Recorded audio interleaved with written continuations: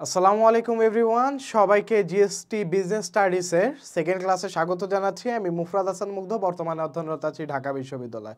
তো প্রিভিয়াস ক্লাসে আমরা 22-23 সালে কোয়েশ্চেনটা সলভ করেছিলাম এবং কোয়েশ্চেন অ্যানালাইসিস করেছিলাম যে কোন কোন চ্যাপ্টার থেকে কোয়েশ্চেন এসেছে। তো ওই বেসিসে আমি 3 স্টার অ্যান্ড 2 স্টার টপিক ভাগ করে দিয়েছি। তো তোমরা যেহেতু অনেকে অনেক ক্লাস করতে না পারো বা তোমরা অনেক সালে কোয়েশ্চেন হয়তো ইতিমধ্যে সলভ করে ফেলেছো, তাই আমি প্রত্যেকটা ক্লাসের শুরুতেই কিন্তু অ্যানালাইসিস পার্টটা রেখেছি, যেন যারা আগের ক্লাসটা মিস করেছো তার জন্য এই ক্লাসে অ্যানালাইসিস পার্টটা মিস না করো।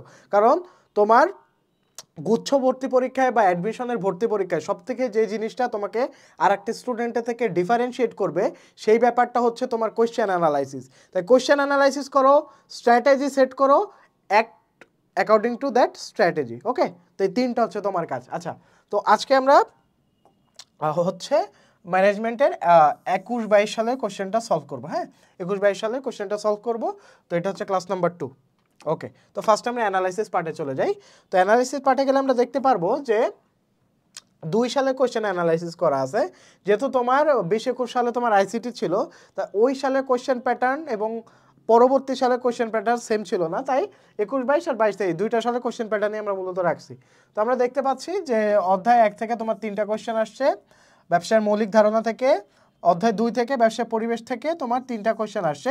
এবং সবথেকে ইম্পর্টেন্ট যে পার্টটা সেটা হচ্ছে তোমাদের কিন্তু শর্ট সিলেবাস এক্সাম, মানে তোমরা এইচএসসি শর্ট সিলেবাসে দিয়ে আসছো। দু একটা কোয়েশ্চেন কিন্তু তোমার শর্ট সিলেবাসের বাইরে থেকেও আসতে পারে।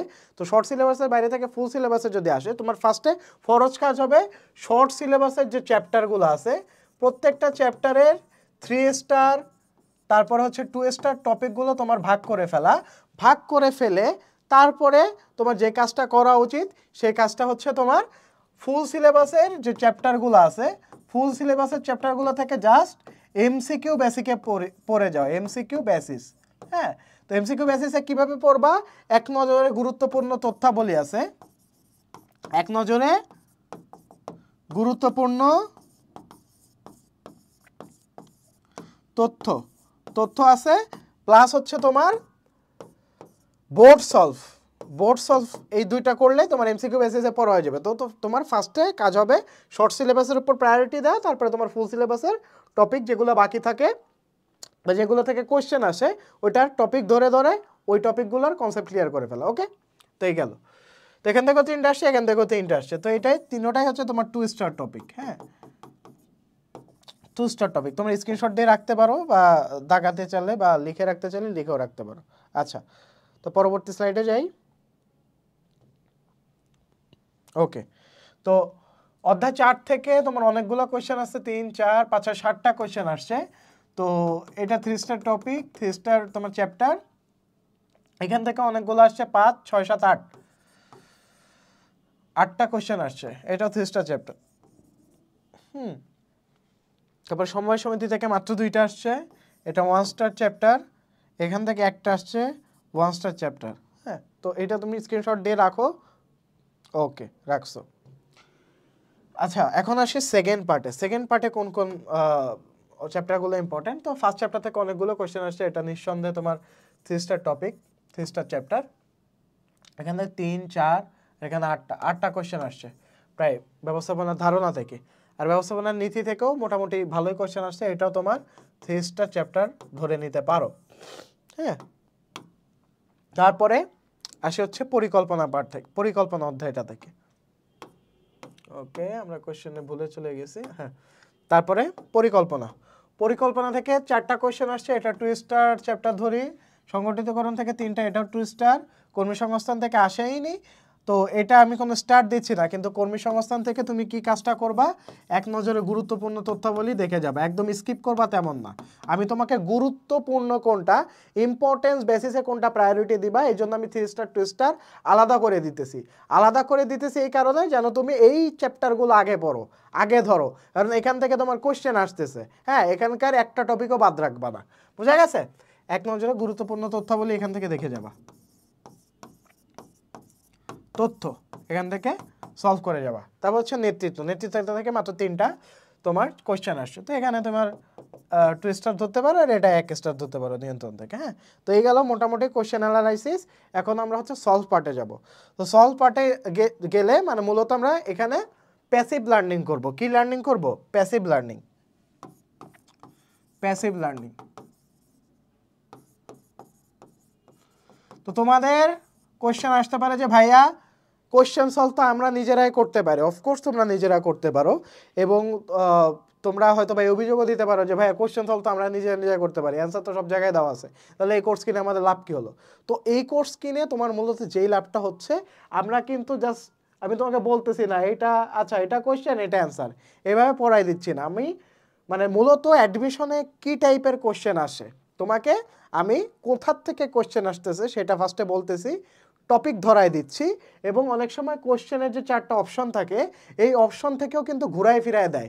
যেমন এই সালে আসছে কারিগরি দক্ষতা, নেক্সট সালে আসতে পারে ধারণাগত দক্ষতা থেকে, তার পরবর্তী সালে আসতে পারে মানবীয় দক্ষতা থেকে। হ্যাঁ, তো এইগুলো কিন্তু ঘুরায় পেঁচায় দেয়। তাই তোমার কোশ্চেন টাইপ ধরাটা সব থেকে বেশি ইম্পর্টেন্ট। টাইপ ধরবা, তুমি এখন একটা নোট নিয়ে বসবা, আমি যখন কোশ্চেনগুলো সলভ করতে করতে যাব তুমি তখন টপিকগুলো টুকতে থাকবা যে আচ্ছা এটা এই চ্যাপ্টারের এই টপিক থেকে আসছে, এটা এই চ্যাপ্টারের ওই টপিক থেকে আসছে। তো তুমি যখন এটা একটা নোট খাতা বানায় ফেলবা, আমরা যখন 3টা সাল সলভ করব, নোট খাতা বানায় ফেলার পর তুমি নিজেই বুঝতে পারবা যে কোন টপিকটা তোমার জন্য ইম্পর্টেন্ট, কোন টপিকটা তোমার জন্য আনইম্পর্টেন্ট। তারপরে যখন তুমি লাস্ট একটা রিভাইজ দিবা তখন দেখবা তোমাকে কেউ ঠেকাতে পারবে না। হ্যাঁ, তো চলো আমরা কথা না বাড়ায় শুরু করি।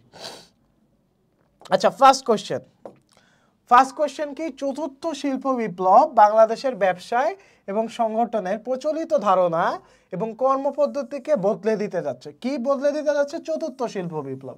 এখনই দরকার এর সাথে খাপ খাওয়ানোর প্রস্তুতি। তার মানে আমরা বুঝতেছি যে চতুর্থ শিল্প বিপ্লব মানে কি? তোমার টেকনোলজির যে আবির্ভাব, অর্থাৎ প্রযুক্তির যে আবির্ভাব, এই জিনিসটা বোঝানো হয়েছে। তো প্রযুক্তির আবির্ভাব একজন ব্যবস্থাপনা দক্ষতাকে কোন দিকটাকে তোমার নির্দেশ করে? ব্যবস্থাপকের কোন দক্ষতার দিক নির্দেশ করে? তাহলে এখানে কোন টপিকটা থেকে কোশ্চেন আসছে? ব্যবস্থাপনার দক্ষতা, ব্যবস্থাপকীয় দক্ষতা। হ্যাঁ, ব্যবস্থাপকীয় দক্ষতা, ধারণাগত দক্ষতা আছে, কারিগরি দক্ষতা আছে, মানবীয় দক্ষতা আছে। তো প্রত্যেকটা দক্ষতার তোমার অপশন, মানে অপশনের যে কনসেপ্টগুলো আছে কনসেপ্টগুলো জানতে হবে। ধারণাগত দক্ষতা কি? মূলত তোমার ব্যবস্থাপকের জ্ঞানগত দক্ষতা। জ্ঞানগত দক্ষতা অর্থাৎ ব্যবস্থাপক যখন পরিকল্পনা করে তখন তার যেই ধরনের দক্ষতাগুলো থাকা প্রয়োজন সেটা হচ্ছে তোমার ধারণাগত দক্ষতা। তারপরে হচ্ছে কি তোমার কারিগরি দক্ষতা। কারিগরি দক্ষতা কি? ব্যবস্থাপক কতটুকু তার ধারণাকে অর্থাৎ তার জ্ঞানকে প্রযুক্তির সাথে সমন্বয় ঘটাতে পারছে, এটা হচ্ছে তার কারিগরি দক্ষতা। হ্যাঁ, তো আর মানবীয় দক্ষতা কি? মানবীয় দক্ষতা হচ্ছে ব্যবস্থাপকের যে আন্তঃব্যক্তিক সম্পর্কগুলো আছে, অর্থাৎ মানুষকে হ্যান্ডেল করার ক্ষমতা, মানুষকে নিয়ে কাজ করিয়ে নেওয়ার ক্ষমতা, এবং মানুষের সাথে সহনীয় আচরণ করা, এবং তার কর্মচারীদেরকে তার দক্ষতা বুঝে বা তার যোগ্যতা বুঝে কাজ দেওয়া। এই ধরনের দক্ষতাগুলো হচ্ছে মানবীয় বা আন্তঃব্যক্তিক দক্ষতা। হ্যাঁ, তো এইগুলা হচ্ছে তোমার কনসেপ্টগুলো বলে দিলাম। এবং সাংস্কৃতিক দক্ষতা কি?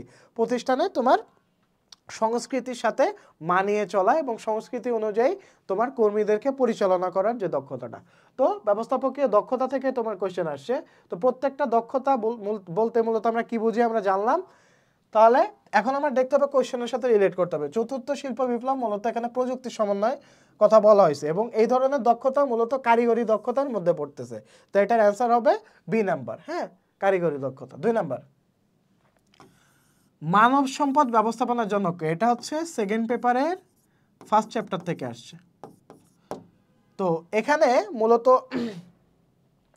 তোমার যেই ব্যক্তিগুলোর নাম দেওয়া আছে, হেনরি ফেল হচ্ছে আধুনিক ব্যবস্থাপনার জন্য। এফডব্লিউ টেলর হচ্ছে বৈজ্ঞানিক ব্যবস্থাপনার জন্য।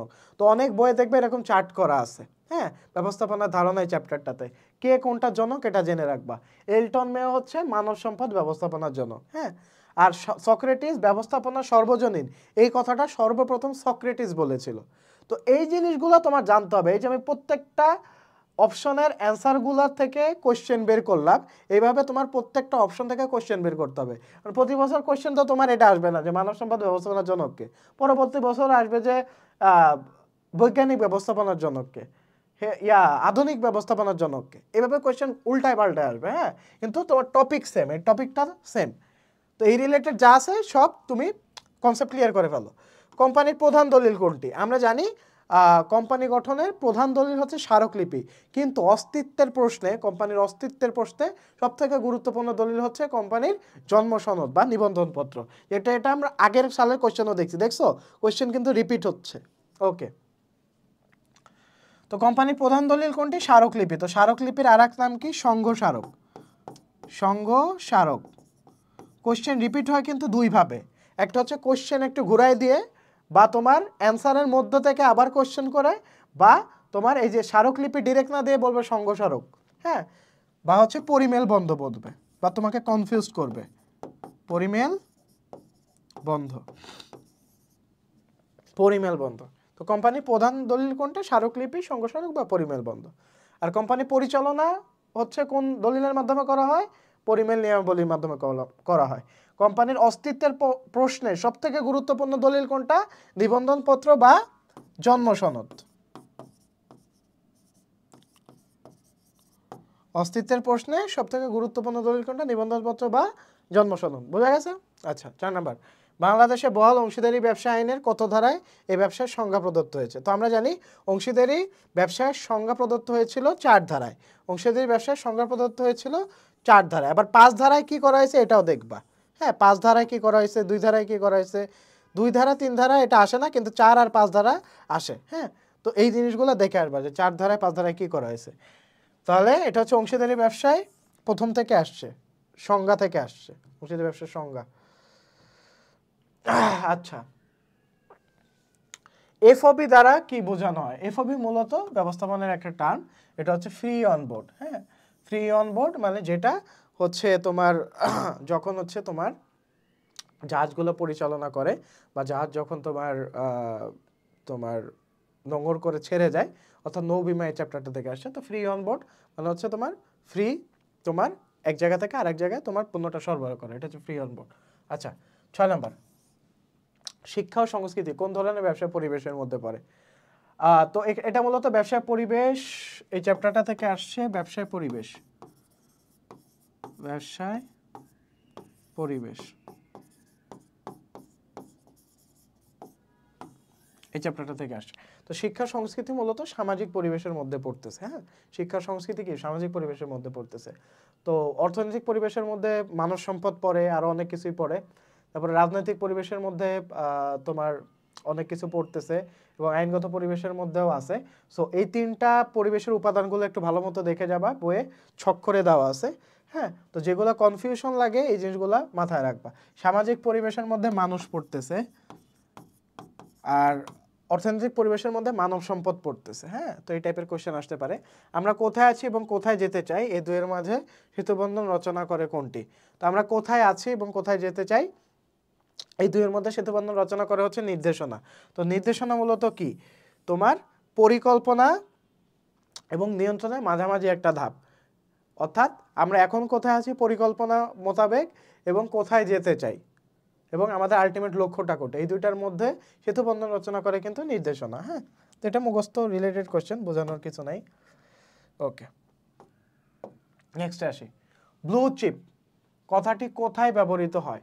তো ব্লু চিপটা হচ্ছে তোমার বড় ধরনের কোম্পানি বা বড় বড় কোম্পানি।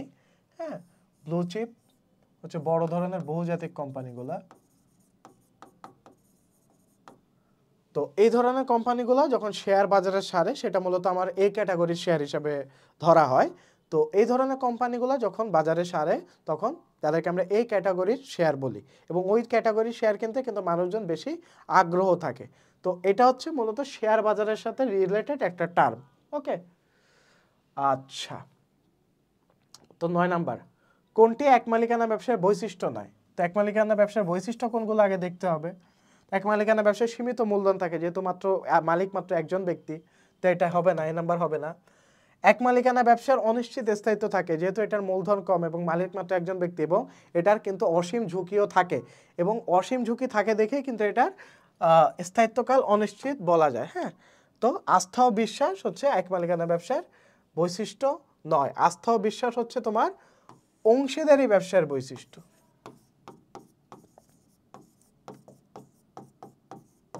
অংশীদারি ব্যবসায় এটার বৈশিষ্ট্য আস্থা ও বিশ্বাস। হ্যাঁ, তো আর দ্রুত সিদ্ধান্ত গ্রহণ, এটাও এক মালিকানা ব্যবসার বৈশিষ্ট্য, যেহেতু মালিক একজন থাকে তাই দ্রুত সিদ্ধান্ত নেওয়া পসিবল হয়। আচ্ছা, 10 নম্বর, কোনটি কাজের মাধ্যমে প্রশিক্ষণ পদ্ধতি নয়? আচ্ছা, তো এখানে প্রশিক্ষণের পদ্ধতি থেকে আসছে। হ্যাঁ, কাজের মাধ্যমে আমরা জানি প্রশিক্ষণ পদ্ধতি দুই প্রকার, একটা হচ্ছে কাজের মাধ্যমে প্রশিক্ষণ আর একটা হচ্ছে কাজের বাইরে প্রশিক্ষণ। কাজের বাইরে প্রশিক্ষণের মধ্যে আছে তোমার সেমিনার, হ্যাঁ, এই টাইপের প্রশিক্ষণগুলো কাজের বাইরে প্রশিক্ষণ। তো এটা হচ্ছে প্রশিক্ষণ, এই চ্যাপ্টারটা থেকে আসছে।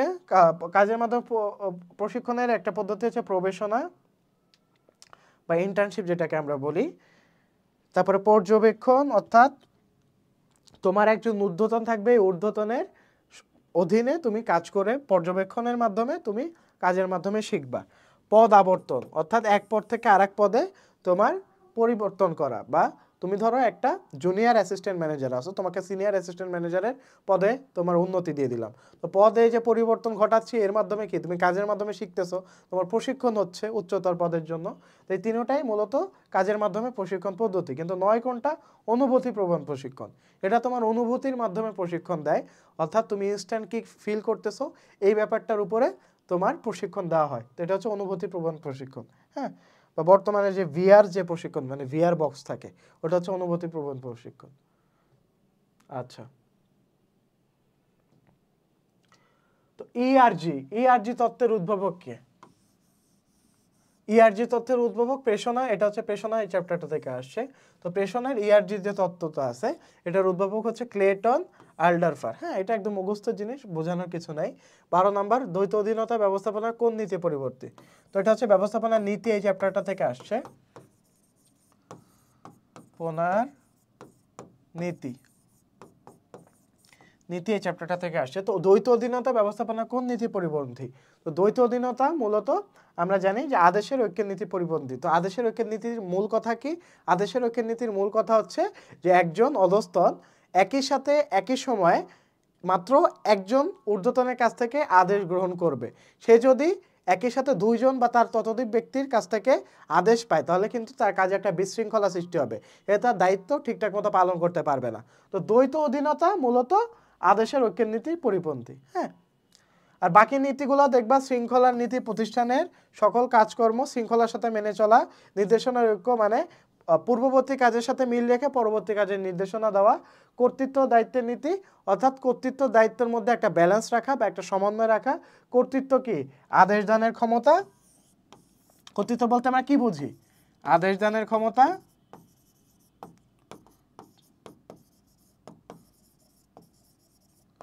আর দায়িত্ব কি? জবাবদিহি করার বাধ্যবাধকতা।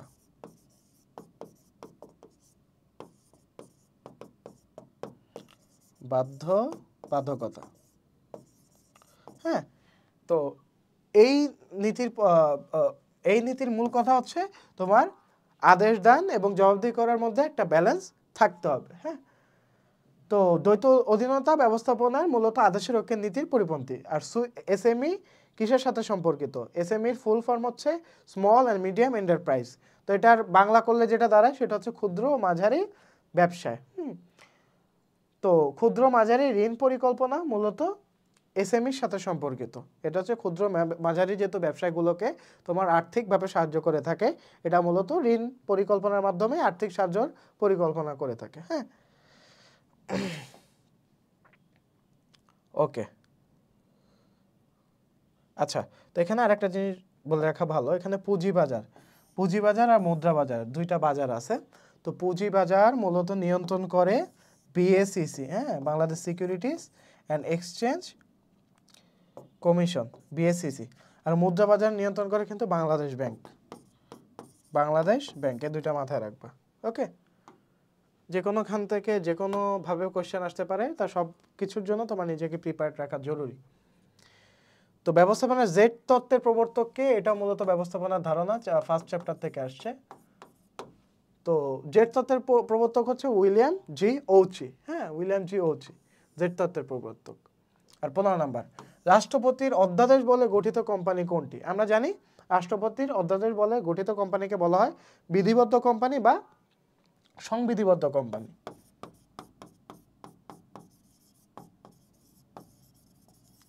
সংবিধিবদ্ধ কোম্পানি বলা হয়। 16 নাম্বার, এক দেশ থেকে খুচরা গুঁড়া দুধ কিনে ছোট ছোট কোটাবন্দি করে অপর দেশ, আচ্ছা এখানে বাকি তিনটাও বলে নিই যে সনদপ্রাপ্ত কোম্পানি কোনগুলা, নিবন্ধিত কোম্পানি কোনগুলো, অনিবন্ধিত কোম্পানি কোনগুলো। তো নিবন্ধিত কোম্পানি কোনগুলো বুঝতেই পারতেছো, যে কোম্পানিগুলো কোম্পানি আইনের অধীনে তোমার নিবন্ধন করা হয় তাকে নিবন্ধিত কোম্পানি বলে। কিছু কিছু কোম্পানি আছে যেগুলো নিবন্ধন করা হয় না, এটা হচ্ছে অনিবন্ধিত কোম্পানি। আর সনদপ্রাপ্ত কোম্পানি হচ্ছে 1844 সালে তোমার ব্রিটিশ রানী দ্বিতীয় এলিজাবেথের অধ্যাদেশ বলে যে কোম্পানিগুলো গঠিত হয়েছিল এটা হচ্ছে সনদপ্রাপ্ত কোম্পানি, যেমন হচ্ছে ব্রিটিশ ইস্ট ইন্ডিয়া কোম্পানি, এটার এক উদাহরণ হতে পারে। আচ্ছা 16 নাম্বার, এক দেশ থেকে খুচরা গুঁড়া দুধ কিনে ছোট ছোট কোটাবন্দি করে অপর দেশে বিক্রির উদ্দেশ্যে পাঠালে এ প্রক্রিয়াকে বলে পুনঃরপ্তানি। তো পুনঃরপ্তানির কনসেপ্টটা কি, আমি একটা দেশ থেকে কিনলাম, কিনে এটা যখন আমি আরেকটা দেশে আমি রপ্তানি করব তখন সেটা হচ্ছে পুনঃরপ্তানি। যেমন আমি উদাহরণ দিই, যেমন হচ্ছে চীন এবং ইন্ডিয়ার মধ্যে তোমার কি শত্রুতা, তো এখন চীনের একটা প্রোডাক্ট ইন্ডিয়ার অবশ্যই লাগবে, কিন্তু বাংলাদেশের সাথে আবার ইন্ডিয়ারও বন্ধুত্বপূর্ণ সম্পর্ক আছে, আবার চীনেরও বন্ধুত্বপূর্ণ সম্পর্ক আছে। তো বাংলাদেশ করলো কি, চীনের ওই প্রোডাক্টটা নিজে কিনলো, কিনে আবার ইন্ডিয়ায় ট্রান্সফার করলো। তো এই যে যে জিনিসটা ঘটলো এটা হচ্ছে পুনঃরপ্তানি। হ্যাঁ, তো পুনঃরপ্তানি থেকে মূলত এই ধরনের কোশ্চেন আসতে পারে।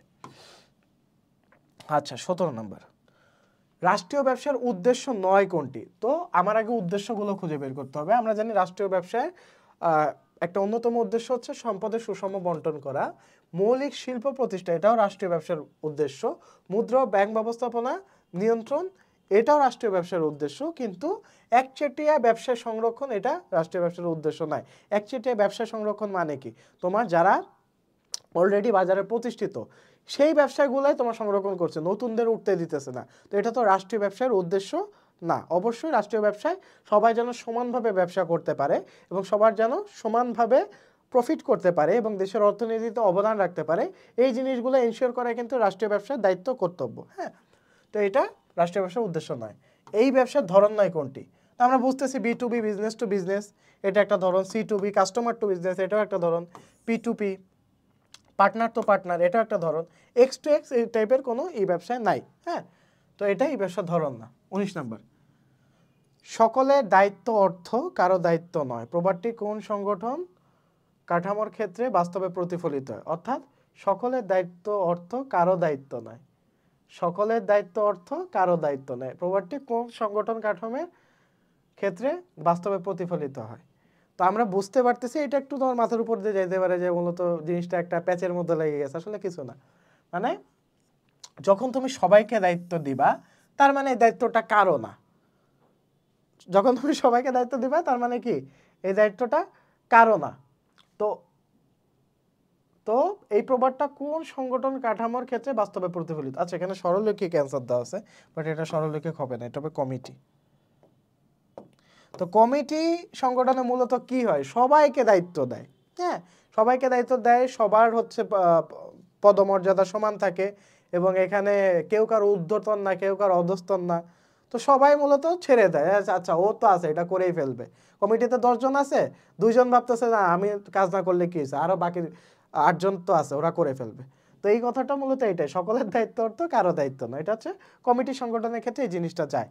আর সরলরৈখিক সংগঠন তো মাত্র একজন ব্যক্তির কথায় পরিচালিত হবে। কার্যভিত্তিক সংগঠনের কাজ কি, তোমার কাজ অনুযায়ী তোমার ভাগ করে দেওয়ার। ম্যাট্রিক্স হচ্ছে 2 ধরনের ব্যবস্থাপক থাকবে, একটা হচ্ছে দ্রব্যভিত্তিক আর একটা হচ্ছে কার্যভিত্তিক। হ্যাঁ, আচ্ছা তো এটা হচ্ছে তোমার সংগঠন কাঠামো থেকে আসছে, সংগঠনের প্রকারভেদ থেকে আসছে। হ্যাঁ, এটা মাথায় রাখবে, এগুলো টপিকগুলো লিখে ফেলবা। 20 নাম্বার, কোনটি কর্তৃত্বের সাথে নিবিড়ভাবে জড়িত? তো আমরা জানি কর্তৃত্ব দায়িত্বের নীতি, এটা মুখস্থ হয়ে গেছে। তো কর্তৃত্বের সাথে নিবিড়ভাবে জড়িত তোমার দায়িত্ব। কর্তৃত্ব মানে আদেশ দানের ক্ষমতা এবং দায়িত্ব মানে জবাবদিহি করার বাধ্যবাধকতা। বোঝা গেছে? 21 নাম্বার, উৎপাদিত পণ্যের মান নিয়ন্ত্রণের জন্য কোন প্রতিষ্ঠান কাজ করে? তো আমরা জানি উৎপাদিত পণ্যের মান নিয়ন্ত্রণের জন্য হচ্ছে বিএসটিআই কাজ করে বাংলাদেশে। হ্যাঁ, উৎপাদিত যে দ্রব্যগুলো সেগুলো গুণাগুণ সম্পন্ন হয়েছে কিনা এটা হচ্ছে বিএসটিআই এই জিনিসটা নিয়ে কাজ করে, Bangladesh securities and testing institute. হ্যাঁ, সুইফট কি একটা পরিশোধ পদ্ধতি, পরিশোধ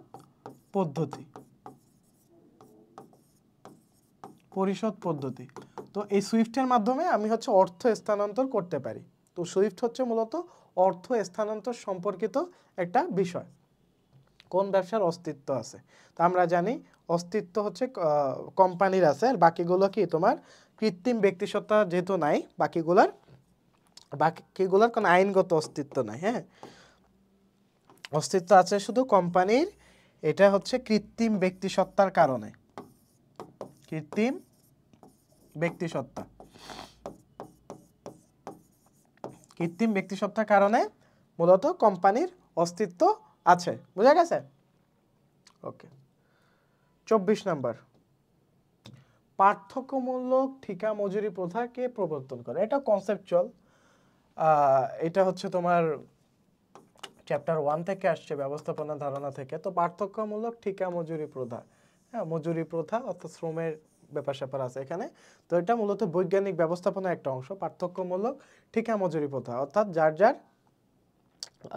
কাজ এবং সক্ষমতা অনুযায়ী ওইভাবে তার মজুরিটা সেট করা। তো এটা মূলত বৈজ্ঞানিক ব্যবস্থাপনার একটা অংশ, যেটা হচ্ছে এফডব্লিউ টেলর প্রবর্তন করেন। বুঝা গেছে?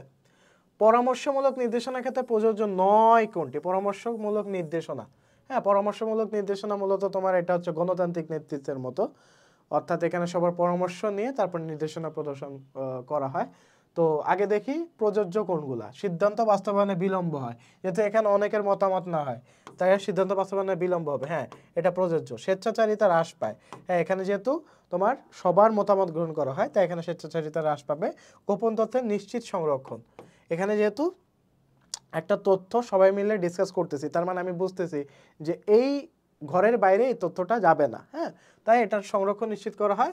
কর্মক্ষেত্রে অবাধ্যতা সৃষ্টি না, এটা তোমার পরামর্শমূলক নির্দেশনার সাথে প্রযোজ্য না, যেহেতু এটা একটা নেগেটিভ জিনিস সৃষ্টি করতেছে পরামর্শমূলক নির্দেশনার ক্ষেত্রে।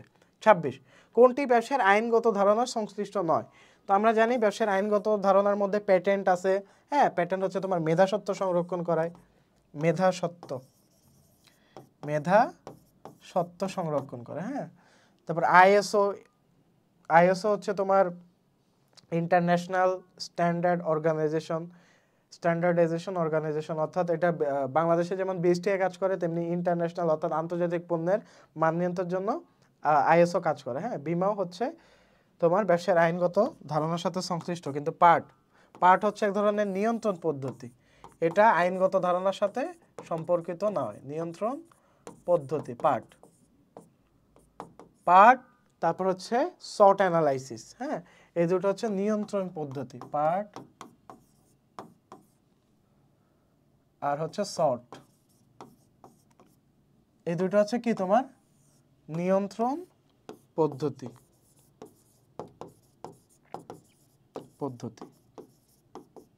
ঠিক আছে, বুঝা গেছে? আচ্ছা, তো নেক্সট কোশ্চেনে যাই আমরা। বলছে যে কোনটি পরিকল্পনা প্রণয়নের ধাপ নয়? তো পরিকল্পনা প্রণয়ন ধাপ কি? ফার্স্টে লক্ষ্য নির্ধারণ করতে হবে, এটা অবশ্যই ধাপ।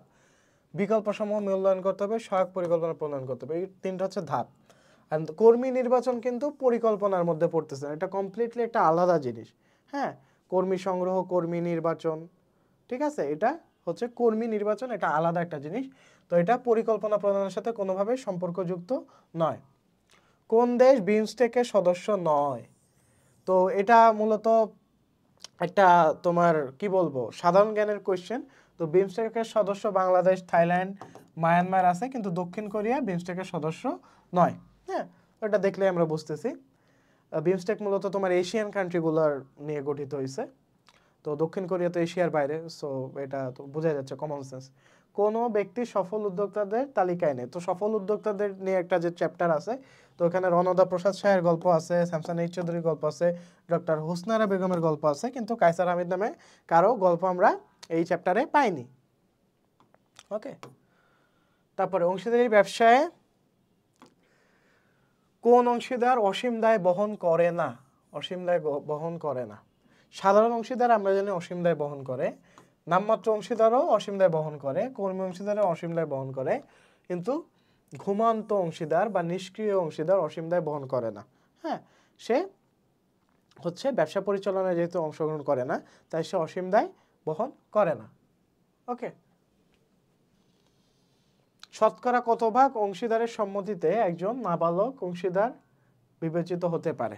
মূলত যদি 50%-এর বেশি তোমার অংশীদার সম্মিলিতভাবে ডিসিশন আসে এই নাবালককে আমরা অংশীদার করব, তখন সে অংশীদার হিসেবে বিবেচিত হতে পারে, সেটা হবে 51%। হ্যাঁ, তারপরে 32 নম্বর, অধস্তনদের পূর্ণাঙ্গ স্বাধীনতা দেওয়া হয় কোন ধরনের নেতৃত্বে? তো এটা আমরা মূলত জানি নেতৃত্বের প্রকারভেদ থেকে আসছে এই চ্যাপ্টার, এই কোশ্চেনটা। নেতৃত্বের প্রকারভেদ এই টপিকটা পড়ে ফেলবা।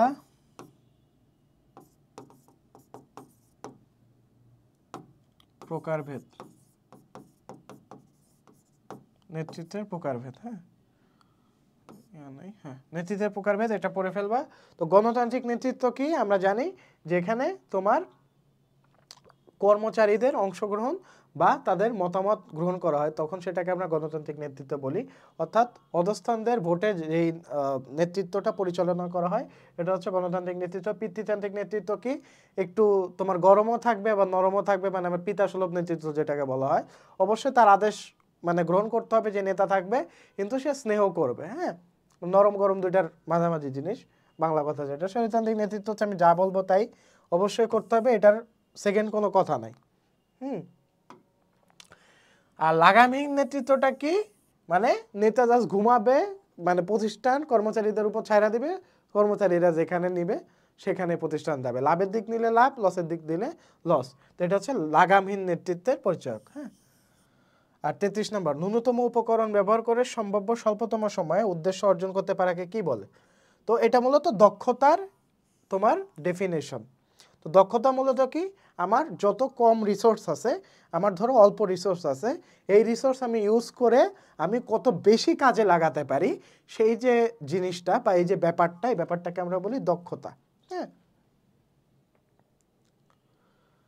34, পদ্মা সেতু কোন ধরনের পরিকল্পনার মধ্যে পড়ে? তো পরিকল্পনা মূলত দুই প্রকার, একাত্মক পরিকল্পনা, স্থায়ী পরিকল্পনা। স্থায়ী পরিকল্পনা মানে যে পরিকল্পনা হচ্ছে, স্থায়ী পরিকল্পনার মধ্যে 5 ভাগ আছে, নীতি, রীতি, প্রক্রিয়া, পদ্ধতি, কৌশল, এই 5টা ভাগ আছে স্থায়ী পরিকল্পনার মধ্যে। একাত্মক পরিকল্পনা কি, যে পরিকল্পনাটা জাস্ট একবারের জন্য না হয় এবং প্রজেক্ট কমপ্লিট হওয়ার পর সেই পরিকল্পনাটা আর বারবার গ্রহণ করা হয় না, এটা হচ্ছে একাত্মক পরিকল্পনা। তো পদ্মা সেতু হচ্ছে একটা প্রজেক্ট, এই প্রজেক্টটা যখন পরিকল্পনা হয়েছে এবং প্রজেক্টটা যখন কমপ্লিট হয়েছে, এই পরিকল্পনাটা আমার ব্যবহৃত হচ্ছে না, তাই এটা হচ্ছে একাত্মক পরিকল্পনা। আর শর্টের পূর্ণরূপ কি, শর্ট হচ্ছে এক ধরনের নিয়ন্ত্রণ পদ্ধতি, যার পূর্ণরূপ হচ্ছে strengths, weakness, opportunities and threat. তাহলে দেখতেছো নিয়ন্ত্রণ থেকে কিন্তু শর্ট, নিয়ন্ত্রণ এই চ্যাপ্টারটা থেকে কিন্তু শর্ট, তারপরে পার্ট, এটা আমরা 2টা সালেই পেলাম।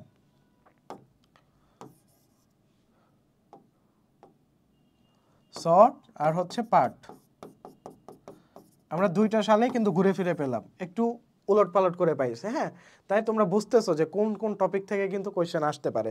তো টপিকগুলো লিখে ফেলবা, কোয়েশ্চেন তো আমরা সলভ করলাম, টপিকগুলো লিখে ফেলবা। 3 স্টার 2 স্টার টপিক তো দিয়ে দিছি, চ্যাপ্টার দিয়ে দিছি, ওইভাবে টপিকগুলা ঠিকঠাক মতো কনসেপ্ট ক্লিয়ার করে ফেলবা। কনসেপ্ট ক্লিয়ার করে ফেলার পর কোয়েশ্চেন তো সলভ করাই দিলামই, কনসেপ্ট ক্লিয়ার করে ফেলার পর জাস্ট একটা রিভাইজ দিবা, তারপরে ইনশাল্লাহ দেখবা হয়ে যাবে।